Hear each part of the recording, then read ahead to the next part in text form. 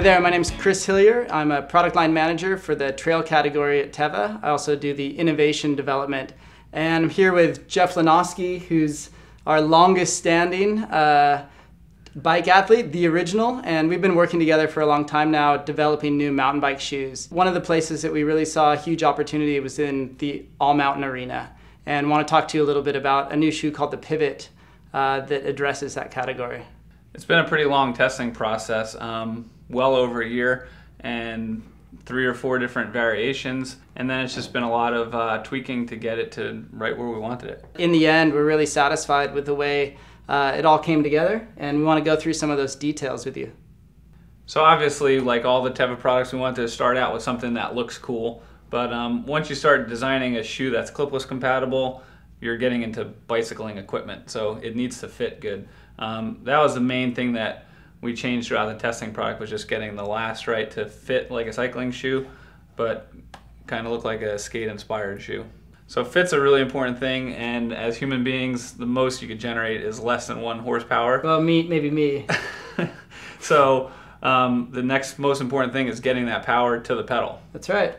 Yeah, so we really focused on what the shank of this shoe was going to look like and feel like, and we knew that it had to be unbelievably rigid. But the one thing that we were skeptical about was how big it had to be. And so many of the shoes out there are all the way to the toe to the heel, just rigid. And we really just didn't believe that it was necessary to give you, your pedal transmission to have that much stiffness. So we reduced the overall size of the shank to really just cover the area of the foot that we felt was most important for that energy transmission. And it's super, super stiff between that point. But what's great about that is it allows for the toe and the heel to actually be flexible. So it makes for a much more walkable platform.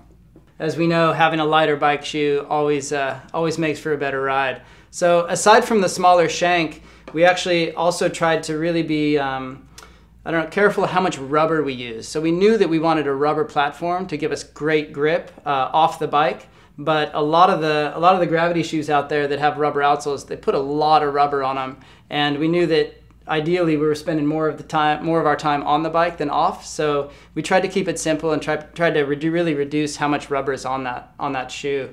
And in between that shank and the rubber, we actually filled in that space with EVA, which is something that we find in running shoes. It's a very lightweight foam compound, and go look at bike shoes out there. Not a lot of bike shoes have foam in them. And the nice thing about foam is when we're off the bike, we have great cushioning, it offers great protection, and it's super lightweight. Yeah, materials was a big topic for this, and just making sure that they were going to be appropriate for this use. And one thing that we're really good at Teva is obviously making water shoes. And one thing about water shoes is nobody likes soggy shoes, after you get out of the water. And we know we don't like soggy shoes when we're mountain biking either. So we really put a lot of effort into finding materials that were going to dry quickly and that were going to, really not degrade over time because they got wet and beat up. So for instance, one of the best examples is all the foams that we put in around the collar are all closed cell foam. So it's an EVA foam. It never absorbs any water. Keeps your foot locked in and does everything that it's supposed to, but it never acts as a sponge and it absorbs a bunch of water.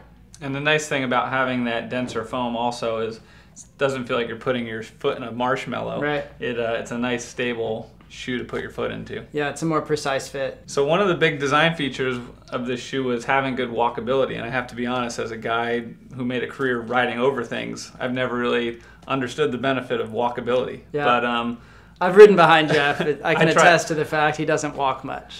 But I actually spent 5 days testing the shoe in Moab, and there's a ton of slick rock to walk around on. It was really, really impressive how well that walkability stuff works. I guess one of the last and coolest features of the shoe is one of the most hidden. And if you've ever used clipless pedals, you know what this is. This is a backing plate, and it's ultimately what holds your cleat onto your shoe.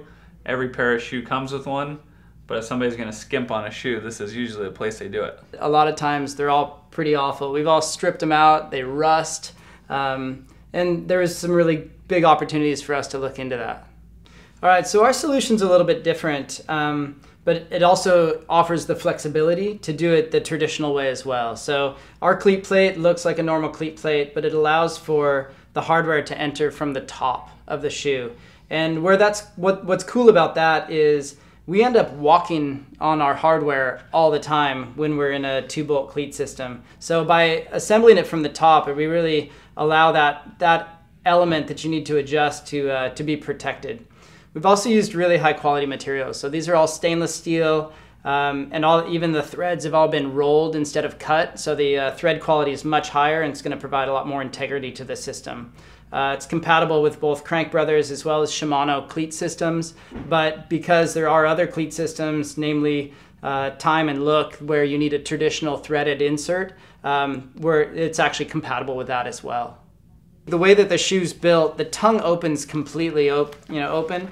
You can take the sock liner out and open up a little door here in the bottom, and you actually have access to the entire cleat system right through the top of the shoe. So that's nice because when you're setting the whole thing up initially, you can really get in there and attach it.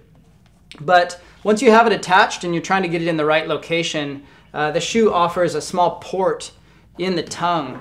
So you can actually drop a wrench right through the top of the shoe. It allows you to actually have the shoe connected to the pedal while you adjust it, which no one's been able to do that before. And I think that anyone who's spent the hours trying to get their cleats in the right location can sympathize that that opportunity is pretty exciting.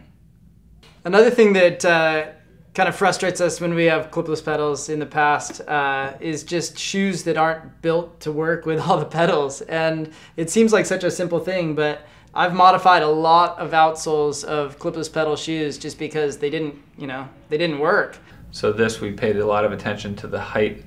These measurements on the sides here in relation to the cleat, made sure everything was the right height, and allows you to clip in right out of the box.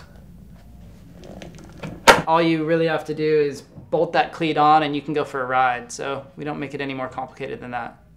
So we put a lot of time and effort into testing this shoe. We had over 20 athletes all around the world, all different conditions, all types of riding styles, and all ability levels, testing this, giving this feedback for the shoe, and we finally gotten to a place where everybody's happy with it, and we hope you enjoy it too. Hopefully we'll see you on the trail.